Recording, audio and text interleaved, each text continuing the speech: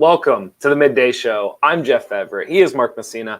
No quick pitch today because Mark forgot to join the show. There's a little tribal there with that drum beat. I thought Thank went you. a little longer. Thank and you. It was good. Hard to quick pitch somebody who won't join the show. I was in. It took you a second. Well, sorry. No, it's okay. Today I said to you, the first thing you said, what do you want to talk about today? I said, I feel like it's very depressing today. There's nothing good. Well, I can carry it. I'll take it off on a different tangent and give you some happiness as you.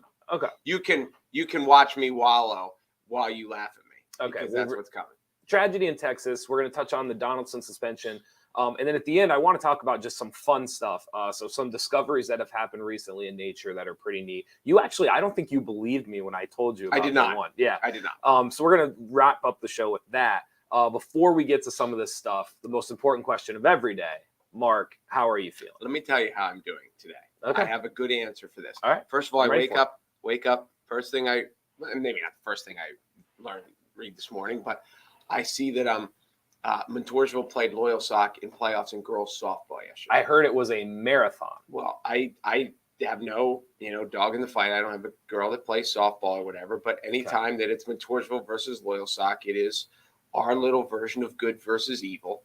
And apparently yesterday, evil won out. It was like 5-4, 6-5, or something like that. So anyway, that's the start of the day. Is whenever anyone, I can tell you this too. We're at the Ray of Lights Awards on Saturday. There was some category, and they have these awards and whatever, and it might have been backstage. There was something that the only two people up were Montoursville and Loyalsock. Okay. And I'm sitting there like, if we lose to Loyalsock in the Ray of Lights, and the winner is Loyalsock, and I was just like, ugh. All right, so that's how my day started. Then I was at a house this morning because I'm a realtor. And that's what I do. Okay. And I saw it was a Rolling Stone, one of those commemorative Rolling Stones you see in like the grocery store checkout line. Yeah. And it was all about Bruce Springsteen. Okay. And real big on the cover, it says his 100 greatest songs of all time. Okay. Now, this is like old-fashioned clickbait for me. I can't walk past this. Sure. And I understand, as you understand, if you tried to make whatever, like you would make your 100 best boy band songs of all time, or hip hop, or whatever of your genre, there's no way you can get it right. O-Town for life. Yes. If you ask someone else, like, there's going to be some they agree with. There's going to be. Sure. I read through this. Hungry Heart came in at number 53. Mm-hmm. I'm not sure there are 52 better songs than Hungry Heart in all the world, let alone written by Bruce Springsteen. Okay. So that I just can't get past that. Like how Hungry Heart is 53 on the Bruce Springsteen. So then I get in here, and while we're doing this, I click through, and I was 25 most overhyped Major League Baseball players. Okay. And I knew even before I get there, I don't know who wrote this. I don't know what his credential. I don't know if he knows anything. Was this all time? All time. Okay. I think I know where this might be going. No, my brother is not in the list. That's where I he thought is it was not. going. All right. And that's the crazy. Like I start going through it, and right away I'm like, overhyped. Like he's got all of Hall of Fame. Some of them I agree with. So let me just read you this one. Okay. Overhyped Major League Baseball players. Okay. Paul Konerko. Mm-hmm. Have you ever heard of Paul Konerko? I have heard of Paul. Okay. But I bet if you went out and asked most high school kids, they've never heard of Paul Konerko. How can someone be overhyped if they've never heard of him? Sure. Now let me read off his numbers. Paul Konerko had decent enough numbers. This is the first sentence. Decent enough numbers with 2,340 hits, 439 home runs, and 1,412 RBIs. Those numbers are more than decent. Uh-huh. Why do you have to take a shot at Paul Konerko for? So what you're saying is it's the inverse. You think he's underrated. I think he's underrated. Yeah. I had no idea his numbers. 2,300 hits, 439 home runs, and 1,400 RBIs. Here's what I would that's say like to you. You're in the big leagues. You drive in 100 runs a year for 14 years, and you're still not there. What I would say and his numbers are decent enough. What I would say to you is the writer did his job. Because I clicked. A, you clicked on it, and B, you're still talking about it. Talking. You probably sent it to a couple of baseball friends going, look at, and you know why? Like, you are not going to believe what this guy said. You know why I haven't yet? Because I know that's how the game is played, and I'm not falling into it. He has almost ruined him and the Rolling Stone writer have almost ruined my whole day. And apparently the Loyal Sock Well, backstage now that's crew. even that's the award that was Montourzo and Loyal Sock only was backstage crew. So apparently the Loyal Sock backstage crew was. Is that what it was? Well. Someone Yeah. sent that? Yeah. Backstage crew. I knew it was something. And right when it came up, I'm sitting there with my mom, and I'm like, if we lose to Loyal Sock in backstage crew, and we did. So anyway, so that's how. And also, I found out yesterday that Steven Tyler is in rehab. Oh, that's again because I guess he had a surgery or something, and he's a rock star, and he's been in and out of rehab in his life, and he just had a painkiller thing. Do you want to you talk faster than I can? But so I want to back up. Okay, so I'm not trying to ignore your Steven Tyler. Do you ever feel like you're living in a rivalry that only exists in your head? No, You don't think so? No. Do you know people that take it as seriously as you do? Do you actually know people that the Green Bridge is a symbol that actually defines good versus evil? It's the between heaven and That's hell. what I'm saying. Like, do you actually know other people it's that not believe like that this? bad, but it's we don't. Yeah, no, I'm just asking. Do you know other people that take it as seriously as you do? And listen, like, I know you don't like lose sleep over it, but I'm just saying, like, do you know other people that take it the way you do? Do I think that there are people in Montoursville? I think a little piece of you dies anytime Loyal Sock beats Montoursville or something. Vice versa, I think you gain a year of life whenever Montoursville like. Well, then I'm not gaining much lately. Let me tell you. Well, just saying. I mean, I think in Montoursville, you don't see, and I wouldn't know how it is in Loyal Sock because, I think in Montoursville when people pick up the paper and Loyal Sock loses, they're like, well, it's better than they won. Do you think there's people? I assume it goes the other way. Do you think there's people like the way I almost get more excited when Duke loses than when North Carolina wins? Do you think there's people that live in Loyal Sock and Montoursville that are that way? Do you think there's people in Loyal Sock that when they wake up and they see Montoursville loses, that they're almost more excited than Loyal Sock won, and vice versa? That's a fair question. I think more of the rivalry is like. I don't even know how good of a rivalry it is compared to like the rest of District 4. No, I'm with you. I think there's some real like cutthroat rivalries in other places. Yeah, I mean, I think you get like Mount Carmel and Southern and Shamokin and all those down there, and you get like I know Jersey Shore, and it used to be Jersey Shore and Lock Haven. Now Jersey Shore, Central Mountain has and Hughesville, Muncie, and depending on where you're at, Lewisburg, Mifflinburg. I know what's the biggest one. Towanda. Well, Sayre's little, isn't it? Yeah, the Valley, the Athens Sayre used to be. Sayre. I don't know if it is so much though, because Athens is so much bigger. They're so much bigger. Yeah. Yes, but I do know for a while that was like what real. I think I don't know. I think one of them is, like Loyal Sock baseball lost last weekend and they're out in districts. Mm. So I'm not sure if there's an aspect of like that. Montoursville baseball fans were happy the Loyal Sock lost, but just be like, there's kind of this there's this insurance of like, well, if we lose, they lost too. Okay. So we're not going to be because Loyal Sock won the district title right before on Bowman Field last year, right before we lost the district title, and that's there's always that rivalry. Yeah. I mean, don't you think it like Duke and Carolina? When in field hockey, it's just different when it's Duke and Carolina. But I think this is the point I'm making though, is like, I think you feel like Duke Carolina is a fair comparison to the rivalry. And what I'm saying is like, I don't know how many people. Well, I think when you grew up in Montoursville or Loyal Sock, and I think when you grew up in Muncie or Hughesville, yeah, because you're kind of a transplant. What was your biggest rival up north? We didn't have like a set one. You guys have merged now, so we've merged and it's everything else. I just remember like, and again, like you fabricate all this stuff when you're a kid. Like there's no way it's as in deep as you thought.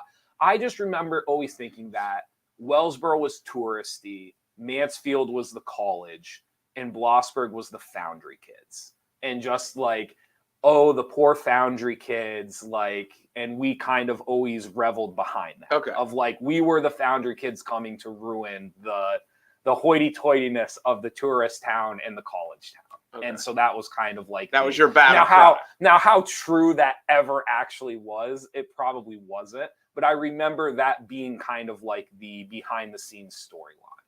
One of the things that has always shocked me, and now I've realized it watching my kids grow up through youth sports, and now I've got a 20-year-old, an 18-year-old, a 15-year-old. Even when they're little kids, like when they're 6 and when they're 8 and when they're 10 and 12, the animosity between parents and I shouldn't say between, the animosity directed at the other players.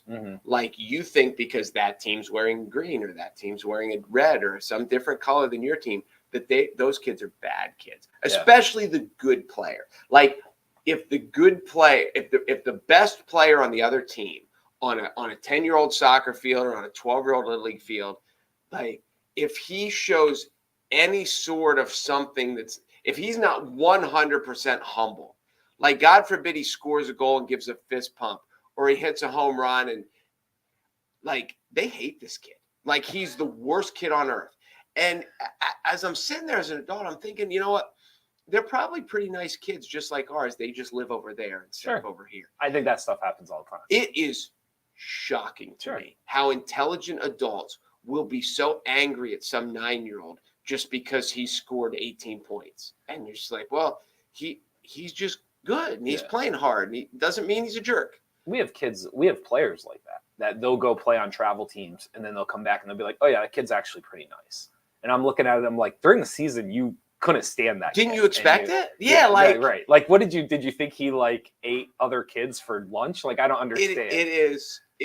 That has always shocked me. Yeah. And the parents be like, he is a jerk. I remember one time it was a high school baseball game and people were complaining because the kid hit a double and there's a lot more celebration from the bases to the dugout than when I played, and they're doing all this stuff and this adult who's older than me was complaining about, you see how a kid stand on second base. And I looked at him and I said, do you ever see what our kids do on second when we hit doubles? Yeah. And they're like, no, why? What do we do? It's like, we're pretty bad too. Yeah. So like it is, I have never understood. No, don't get me wrong. You will play against teams where you can tell a kid's a jerk. Sure. But you will also play on teams where you have kids that are jerks. But overall, they're just as nice as everybody else. They're just in a different uniform and they drive from a different town. And it's amazing to me how angry the parents get at the other kids. Yeah. I was one of the first years I was coaching at Masters University. There was a kid who kind of like tomahawk dunked on us. And then I guess like he gave the celebration afterwards. And later on in film that night, we were watching it. And our head coach said, he's like, rewind that back and rewind it. And he goes, I didn't even see him celebrate. And I was like, how could you not? Like, what do you mean you didn't see him celebrate? He goes, I don't know. I was looking like, were we filling the lanes? Like, who was getting the ball out? Like, what are we doing next? And that was for me, like, that was a very epiphany moment of like, that's something I want to be. Like, I want to be so engaged in what my team is doing and what we are doing that I don't even notice that the other team's celebrating, because he was so engaged in what we were doing. He was like, and then afterwards he kind of laughed to himself and he's like, yeah, I didn't even see that. He goes, I probably would have been upset, but he's like, I didn't even notice. Like, I didn't even see him do it. So yeah, I think the goal is like, can you be so ingrained in the aspects of what you are doing, what your team is doing, your kids, that you don't even notice the aspects of what the other ones are doing. Well, and I think too, I need to go back and make sure I'm not too dark now. No, you're way too dark. We got to wrap this up though, if we're going to dive into some of this stuff. So what else you got? Oh, okay. Finish up. I think there's much of a like, just because you wouldn't have your kid do that or you wouldn't have your teams do it. Like, I'm sure you've had this before. Like, please don't ever act like that. Like as when they're in whatever form of celebration. But it doesn't mean the guy's a villain. He just like one of the things that has always driven me nuts is the James Harden of the stirring and the Ezekiel Elliott of the feed me. I'm like, Emmitt Smith didn't do that. Emmitt Smith handed the ball to the ref, walked back to the huddle. You sound old right now. I do sound very old. You sound but very like, old. could you ever see? Who cares? Though? Could you ever see Michael Jordan hitting a shot and going like this, or Larry Bird? Like it's just. But it's all those things like. See, now you sound a little curmudgeon-y because like Jordan fist pumped, like Tiger Woods fist pumped, like these different people. But there's no. See, no, I just disagree. But it's not orchestrated. It's not choreographed. It's orchestrated. You don't think a Tiger Woods fist pump is orchestrated. You don't think a Michael Jordan fist pump is orchestrated. 100%. I think it's a euphoric like. You sound old. But here's the thing: like, I don't hate James Harden because he does it. I would tell my son, please don't do that because he looks like a buffoon. But I don't. But why do you care? I don't like why overly, but I think he looks like a moron. But I think but you think he looks like a moron because like you care. Like you think it's like there's either a disgraceful to it or it's pointless or like why do it? Like there's a reason you feel the way you feel. Because I think he's needing to draw attention to himself above and beyond the performance that he needed to do. Yes. So why fist pump? Because it's an exuberation. Why flex or fist pump? What's the difference? Because I think it's an exuberant release. And so is what they're doing. No, it's an orchestrated release. It's like it's like dancing. It's like no difference. Like you're excited. Like I'm doing this. I disagree. And I will always go back to this too. Like if you don't like the fist pump, if you don't like the dancing, if you don't like the feed me, stop them. Just stop them, and they won't do it. But there's a reality. Like people used to make fun of Michael Irvin, and Michael Irvin would get up and he would point first down. Yep. They're like, Michael, you just caught a 3-yard pass. Congratulations. Yeah. You're an NFL player. You just caught a 3-yard pass. Don't act like you're the only guy in the NFL who can catch a 3-yard pass. Okay. But you were probably okay with that. No, because Ezekiel Elliott's a Cowboy too. It drives me nuts. You didn't get excited when Michael Irvin got a first down? Please get back to that. Please get back to stop you feed me. Well, that's real clever. I'm shocked that it bothers you that much. Let's dive into some of this. We don't have to deep dive a lot of it, but we wanted to touch on the Texas tragedy. The blurb for this morning: grief counselors, ministers, therapy dogs provided counsel and solace in Texas on Wednesday to community members and employees of the elementary school where a gunman's rampage killed 19 children, 2 teachers, and 1 4th-grade classroom. It's the state's deadliest shooting in modern history and the nation's 3rd mass shooting within weeks. That is the blurb from the USA Today. I said to you, like, it's just, I thought a lot of the comments that I saw and a lot of the people that I saw speaking out about it, I think there's a fine line between being exhausted by something and finally having enough. I think if you go back and you look at statements that were made a year ago, 3 years ago, 5 years ago, I think there was a lot of depression and kind of like throwing our hands up. I feel like now more than ever, when people are making statements, there is more of a sentiment of like, enough is enough. But I don't know. I also said to you, I watched a lot of media. I felt differently about the way the media covered it. And I think I'm in the minority of the way that I think about some of this stuff as far as like gun control and different issues with it. I'll start you off with this. I think gun control was certainly a part of this. I think a lot of the stuff that I saw in mainstream media in different parts, there are people that believe it's 100% of it.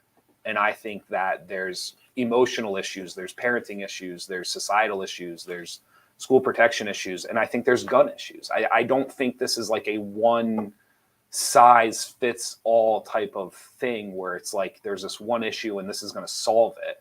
I think there's numerous things going on here, and I'm shocked at how both sides of the aisle covered this as if like it's all this one issue. What I think, and I agree with you 100%, I think why they cover it that way is because it's simple.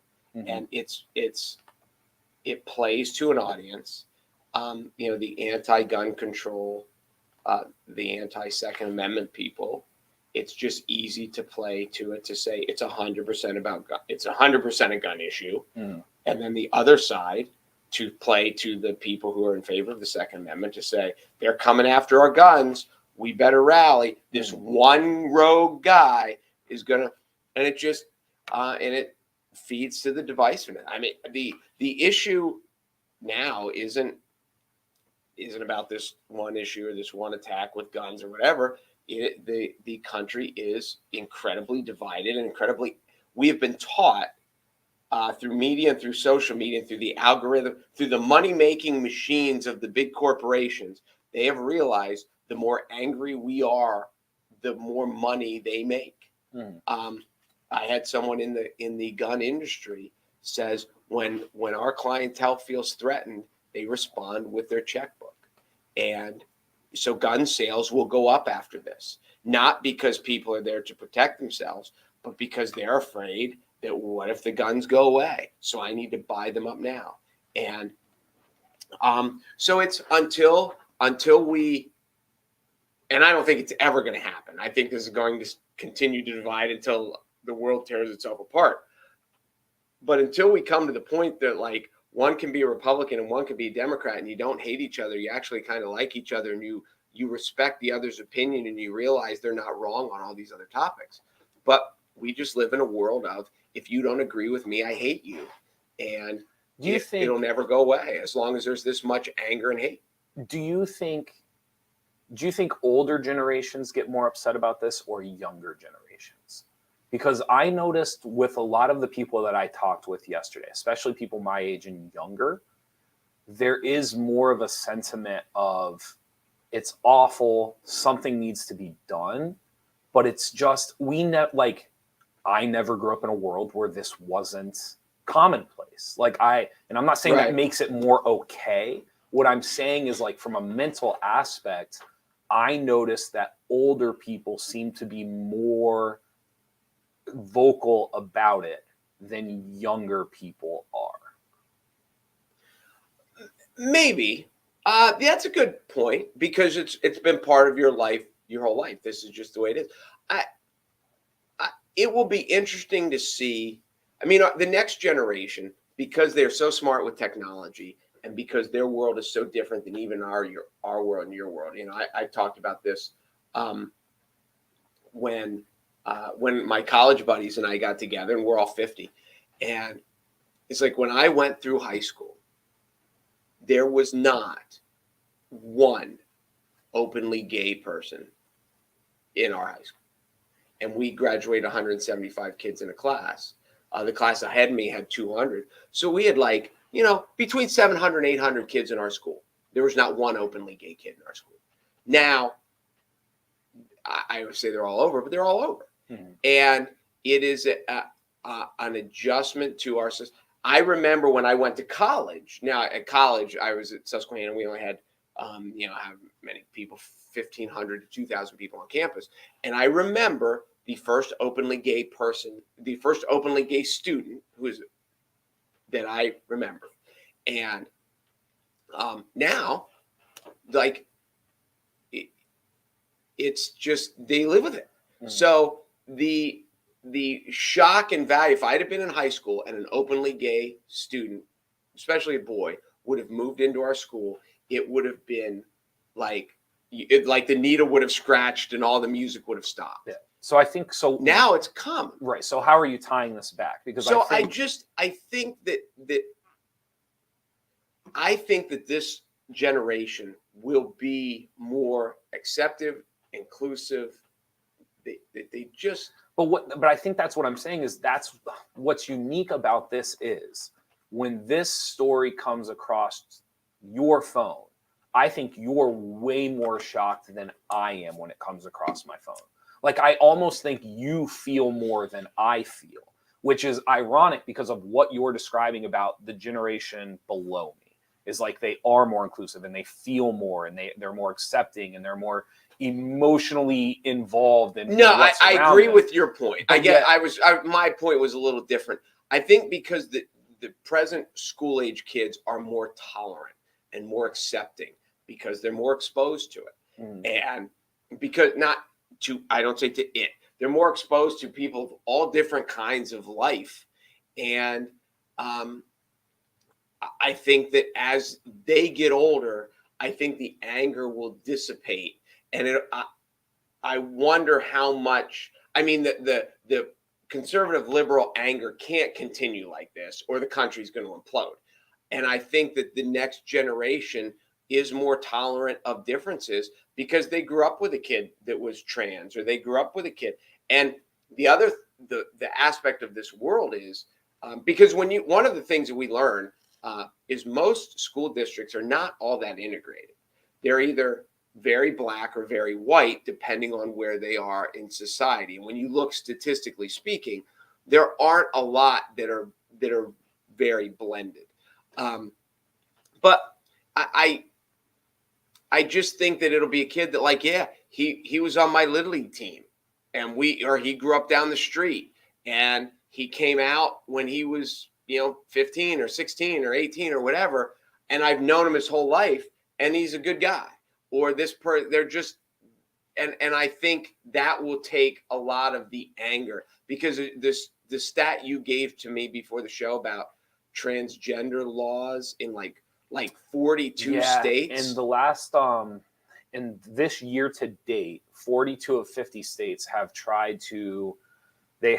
passed or have tried to pass anti-abortion or anti-trans laws. And I think that is 100% old people. I don't think young people, I don't think these young people, when they're older and they're making laws, are fighting against trans and LGBTQ. And I just, because they don't think it's a big deal. I'm just curious. Like the point that you're making about like this next generation being more accepting. And I just don't know how that's going to translate over into fixing school shootings. Like I don't know. I don't know this I don't story. know. Yeah. But I think the animosity and the tension, like right now, you're either on one side or the other. And it is, maybe it's always been this way and I just didn't know, but right. They talk about, like, there are people that like don't bring up politics because it'll just dissolve into a fight. Sure. I mean, the frustrating thing for me last night is nobody wanted to talk about anything. Like if you saw a left-sided viewing of what happened, just guns shouldn't exist. Guns shouldn't be around. It's like they have a mind of their own. If you turn on a right-sided view of things, they brought on every gun lobbyist you could possibly find to talk about how guns had nothing to do with this. And I'm going back and forth between the two. And all I can think to myself is like the idea that the people talking right now truly believe that this is a one topic issue, that there's nothing else to talk about, and that somehow like it can't just be a part of the issue, and yet it can be a part of the solution, but it's not this black and white of I was blown away at how both sides catered to their viewing audience, and also too like how they were trying to make them accept the fact that this is a one topic issue. The situation itself is depressing as hell. Like it's sad enough as it is. And then to go on and that's the conversation and that's what we're talking about and that's what people are sharing on social media. It sucked. Like I hate to sound like millennial, but it really. No, I get it. And I think we talked about this the other day of what they feel like they have to say and what they can't say. And I just wish there was more. There have to be Republicans that are pro-choice, that are running for office, but will never say it. There have to be Democrats that are pro-Second Amendment, that are running for office, but can't say it. And it's just too bad that we just don't get more honesty. It's frustrating. There's also the Donaldson suspension. I don't know how much we want to dive into this, maybe just 5 minutes and I'll come right out and say, you and I talked about this yesterday. We brought it up. For those who don't know, the Major League Baseball suspended a Yankee baseball player for comments made during a series. He referred to a player as Jackie, which was referring back to an article where the player himself referred to himself as Jackie Robinson. I think that's enough of the general. That's the gist. That's they got into gist of it. A lot of times in baseball, you play series, and a lot of times you play like home and away. It's not right back to back, but it'll be quick. And last weekend they were in Chicago, and then this weekend they were in New York, and there was a scuffle at third base over a tag, which was a pretty innocuous play. Sure. And so anyway, apparently these two guys don't like each other very much, and one is Josh Donaldson, the Yankee player, is white, and Tim Anderson, the guy for the White Sox, is black. And in an interview a couple years ago, and the interview was expanding. I think it was ESPN, the magazine, or Sports Illustrated, one of the two. And one of the things that Tim Anderson, and Anderson's good. He's won a batting title. I think he's hitting 365 now. He's good. Yeah. 28 years old. He's in his prime. Sure. He does not suck. Nope. And he made a comment. I think he was the only black guy on the White Sox roster at the time. Mm-hmm. And so in his statements in this article, he made a quote about, like, sometimes I feel like I need to be the modern Jackie Robinson, which was partially referring, I think, partially referring to that he was the only black guy on the roster. Now there's Hispanics, and there weren't 24 white guys in him, Sure. but he was the only black guy. But he went on to say that I feel like I need to change the game a little bit. Yeah. I don't know what he meant by that. But so now he has this guy that they don't really get along, who plays for another team. He's played for multiple teams, and he calls him Jackie in a mocking tone. And because the guy referred to himself as, like, I'm the modern day Jackie Robinson. And apparently this is it's touched off on all kinds of racial things, and Donaldson has been suspended. And I have a very good friend of mine who is black, who loves baseball. He was in my wedding party. Mm-hmm. And I've texted with him about why does this, because this is the part that I don't get. You and I have talked about this. Because the guy referred to himself as Jackie, and everything about Jackie Robinson, baseball, racial tension, that they go hand in hand. Sure.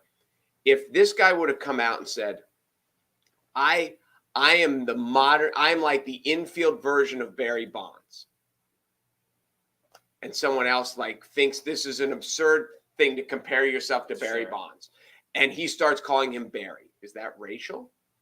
If this guy says, I hit home runs, I hit it further than Hank Aaron hit it. Yeah. Or I hit baseballs like Tiger Woods hit golf balls. Mm-hmm. And the guy starts calling him Tiger. Is that racial? Yeah. Or is it only racial because it's about Jackie Robinson and everything about Jackie Robinson ties to race?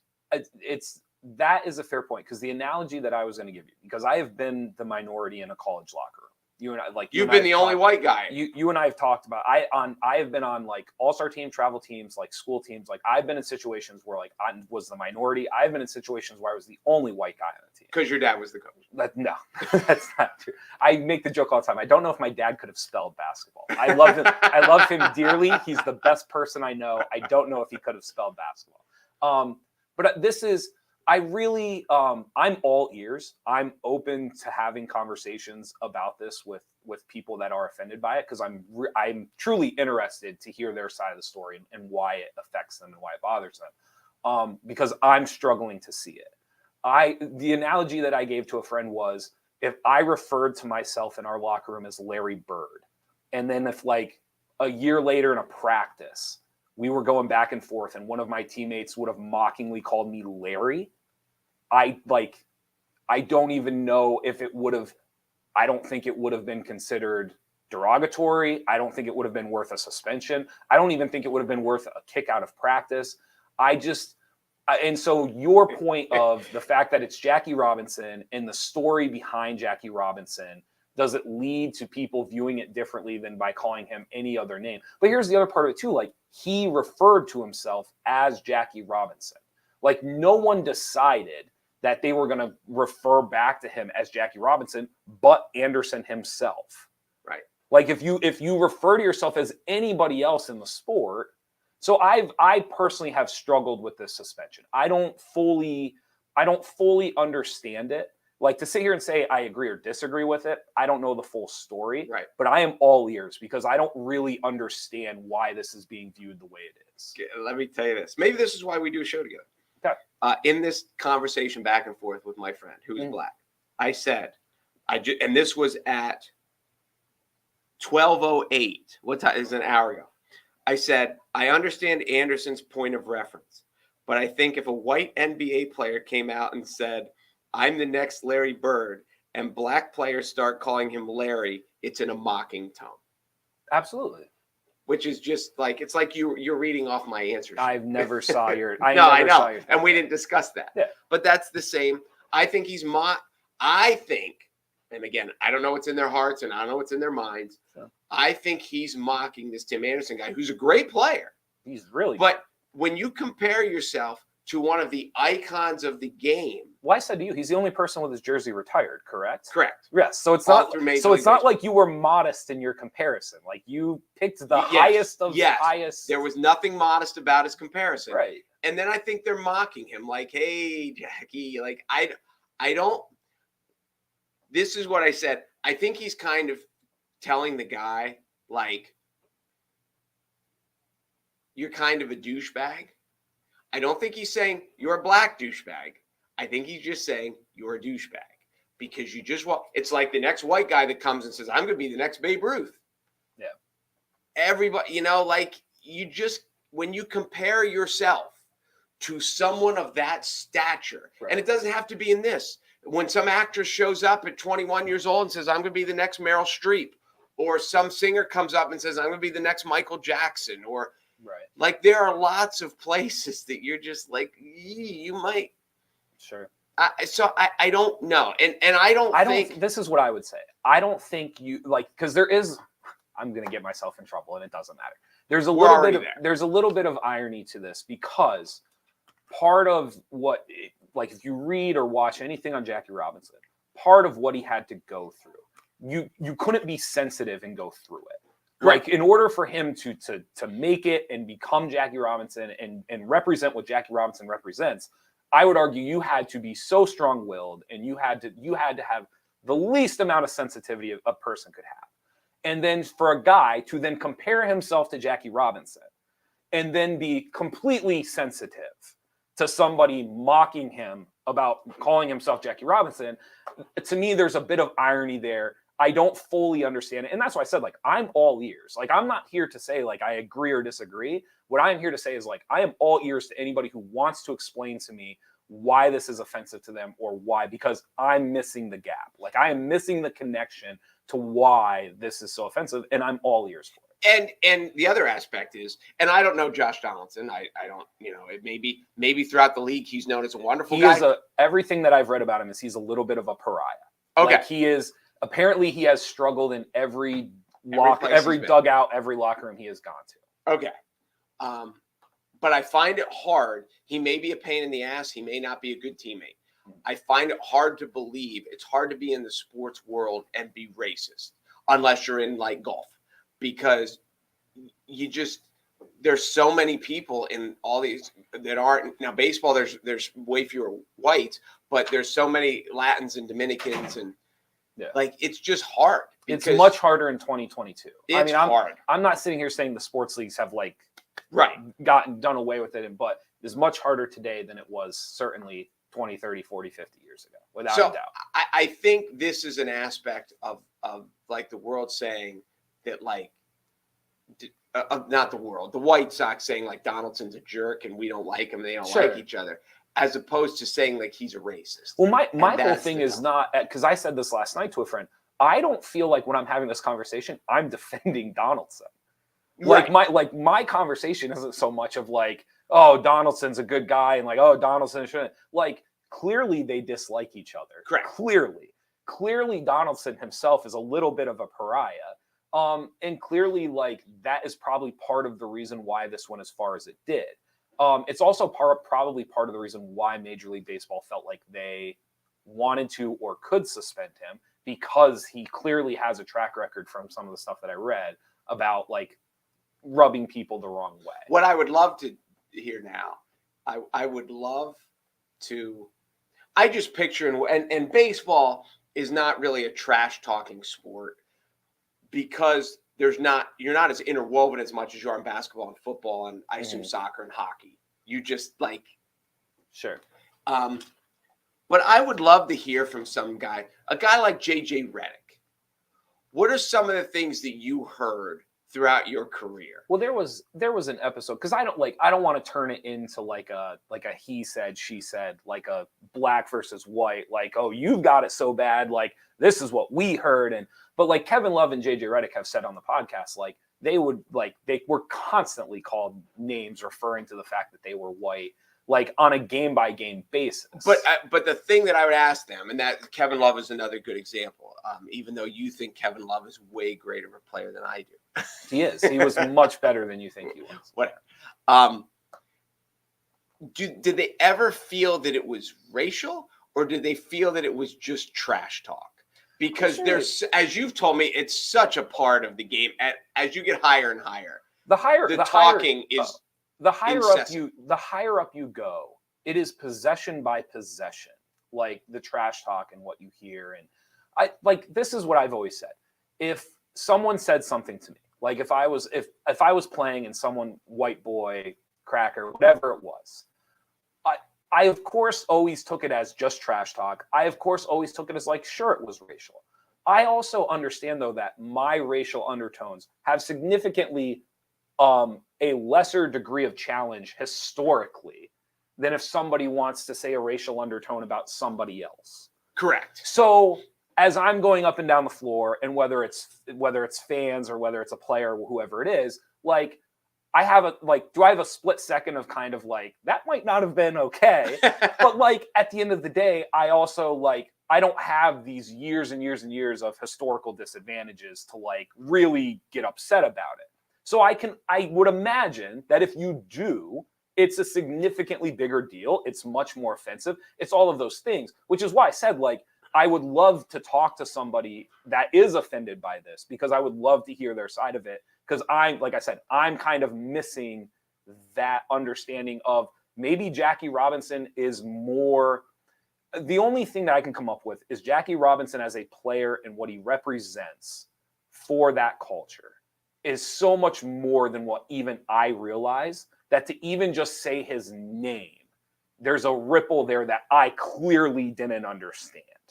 Like to mockingly say Jackie Robinson might have a bigger ripple than what I myself comprehended or would even imagine.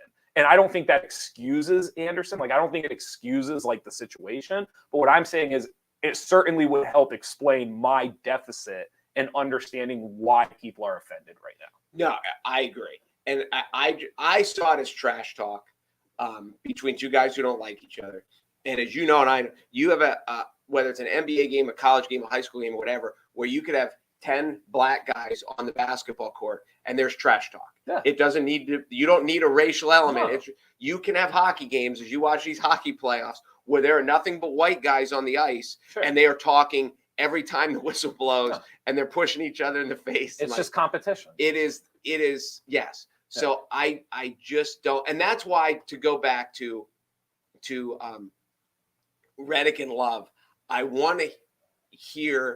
love to hear some of the things that they heard, where if they came out and they're like, if a guy called, and I don't even know what, like if JJ Redick again gave an interview where he said, I feel like I'm the modern Larry Bird, and a black guy in a regular season game, in a nondescript regular season game, called him Larry, would JJ Redick expect the guy to be suspended for a game? Because I'm sure Redick and Love are like, I've heard so many things like Larry's. And I think what I'm saying is I think there's a world where both are right. Yes. I think there's a world where like JJ Redick can mockingly be called Larry if he referred to himself as Larry Bird, and him not being offended is correct. And I think there's a world where Anderson could be called Jackie Robinson mockingly, and if he's offended, I think it's a different scenario. I'm just feeling like I would be curious if you could talk to Anderson. Is he happy with the suspension? And not because he dislikes Donaldson, because he truly believes he was offended or that Jackie Robinson was offended. You know what I mean? Like, I would like to know if he's happy with the suspension and then why. And that would be, because if he's just happy with the suspension because he thinks Donaldson's a douchebag, then I don't know if I agree with it. If he's happy with the suspension and he's able to explain to me like the undertones and this is what Jackie Robinson means to me and this is why it affected me, and then like I'm all ears. Like I'm here to listen and I'm trying to understand. And I would too, because I think my question to him, do you think the suspension makes you look soft? Because I think it makes him look very thin-skinned, that I can refer to myself as Jackie Robinson. He can't refer to me as the modern Jackie Robinson. Sure. I can say it about myself, but if he says it about me, now I'm bothered. No. That just seems like thin skin. Well, that's why I said to you, that is the irony of this story. Yeah. Is for what Jackie Robinson had to do and go through, and then someone mockingly calls you Jackie, and there's a little bit of irony that you're upset about. To put the most modern spin on it, I think before Donaldson can serve a suspension, I think he went to the COVID-19 list. He tested positive. So he has to sit out that first and then come back to the suspension. But anyway, be that as it may, it's a fascinating topic because it goes beyond sports. It goes to everywhere else. It goes beyond sports. It's also something that I didn't realize was a conversation. Like, if he wasn't suspended, I don't even know if I would have known this was like a worthwhile conversation to have. Agreed. But now, like whether or not I think he should be suspended, I think the point I'm making is like, now at least I'm having the conversation. Like, I've learned, certainly the conversation has opened up avenues to conversations I wouldn't have had otherwise, without a doubt. Yes. Well, and I think in our world, since we have everyone else lives in a different world than these athletes, it kind of goes, it's like office humor. And you can make one joke to one person, and you may be able to make the joke to 90% of your coworkers, but you make it to one coworker and that coworker is offended or bothered. Does that mean the joke crossed the line? Or does that mean that person was too sensitive? Or do we just, like, do there need to be suspensions? Do you need to be written up in your record? Or do we just need to, like, talk it out and read the room a little better and just say, listen. The unique thing about this is I don't think Anderson was the only one upset by it. And that's what makes me, I hate to use the word tiptoe, but that's what makes me feel like I'm clearly missing something. Because, like, if it happens and they suspend him and Anderson's the only one who's upset, but no one's really coming out to, like, his defense, or, like, your friend's not texting you, like, yes, it crossed, like, clearly there's a line here that was crossed that I don't see or know about. But then this goes back to the political side. Are there people that are defending him because they're his teammate and they feel like they have to? Because when the bench is clear, the bench is clear. Yeah. You don't step back and say, well, we threw at the guy's head. Of course they're going to, like, if your team clears the bench, empties the bench, then you empty it too. And are there other guys out there who are saying, I don't think this is that big of a deal, but they can't possibly come out and say that in society nowadays? You have to be two idiots with a midday talk show to be willing to come out and talk. But the beauty of it is no one's listening to us. You always think that. Do you want to dive into the unbelievable discoveries, or should we hold off on them for tomorrow? I don't. Well, we don't. Let me think for a second. But the beauty of us is we're not saying that anyone's right or wrong. We're saying we don't understand. Yeah, that's where we're at. I'm saying that, like, I certainly have opinions about it, but my opinions are not fact or concrete at all. Like, this is from the information that I have gathered and my viewpoint, I think there's some irony on Anderson's side. But then when I read through Donaldson's track record, like, he's no angel. And so I think MLB probably looked at it and said, if we do nothing, it's a problem. If we do too much, it's a problem. So here's one game. And hopefully in a week, everyone will. It looks like we did something. And no, I'm with you. I'm with you. Let's hold off on the discovery stuff. Yeah, because that is cool. Like, on the happy There's some points, really neat stuff. It is very cool. And it's out of China, which, of all places, we don't have a lot of fluffy, happy things with China right now. And all of a sudden we do. We don't, yes. So we'll go over a lot of nature discovery stuff. We're going to have Rockoff on tomorrow. So that interview, talk Rockstar. Dylan Rockoff. And I will ask him if he thinks Bruce Springsteen has 52 better songs than Hungry Heart. And if he says yes, then that's the end of the interview. So I'm walking out. So should we only air the episode in New Jersey? It's ludicrous to me. Ludicrous. Thank you guys for watching the Midday Show. Be sure to go to NorthcentralPa.com for all of your local news. Dylan Rockoff and some nature discoveries tomorrow at the end of the show. Because he's a nature expert. Who's that? Oh, Dylan I think, Rockoff? by the way, should we tease this? Jamie Flick. He's looking at next Wednesday. I'll believe it when I got a text. I got a text. Now, you said Jamie's like a good laid back guy, right? Yeah. I'll believe it when I see. I'm saying it into the camera. I will believe it when I see it. When Flick is on this couch, I will believe it. I've been told, how many lawns could he possibly mow? Like, I know it's a big region, but this is what I think happened. I think the company line is I got some lawns to mow because I've been behind in the election. I think he had people around him who are like, dude, now that you won, you can't talk to those guys. Probably. Like you have standards now. Like you won. 100%. If you'd have lost, you go talk to everyone. Well, the best thing ever. You don't want to associate with them. The best thing ever would be like if his like manager or whoever called you and they were like, "Tell me about this show. Like, what did you talk about today?" And we were like, "What are you gonna ask him?" We talked about Second Amendment, gun rights, and we talked about race and they'd probably hang up the phone and be like, "No way. There's no way no you're going on chance he's coming on." So anyway, yeah. So we got that coming up. All right. Can I say goodbye now? Hockey, Edmonton, big win last night. Rangers, big win last night. It's good. Let me mention this before we go. I got an itch on my nose. NBA playoffs. First round were great. Okay. Second round, are there way too many blowouts for this to be considered a great NBA postseason? Well, the two things: shooting percentages vary. It's math, you know. Right. This. So what's happened is so many 3-pointers are taken in basketball now. You're going to have more blowouts in these games because you have to understand these teams are typically the teams that take the most threes because they have figured out how to find the most open threes, which makes them so good. I get it. So you're going to have nights where a team goes 8 for 40, and then the next night they're going to go 22 for 45. Is this not as extreme? I mean, I think every other night I'm turning on the TV and there's a 25-point game. I think is it worse than normal, or is this? Am I just noticing it more? Worse than normal is this. It's this side is certainly above average as far as like blowouts. But again, it's a shooting thing. You also have to remember some of the teams that are in this right now. I don't know. Like I think Dallas is very good. Luka is one of the best players in the NBA. If 3 other teams were healthy, are they playing right now? Probably not.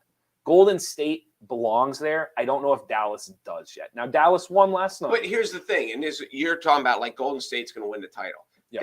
They just played in the last round and we're losing by 52 points. I know, but did you know this is absurd. Did you know Memphis only won like 4 quarters out of that entire series? Which makes it even more absurd.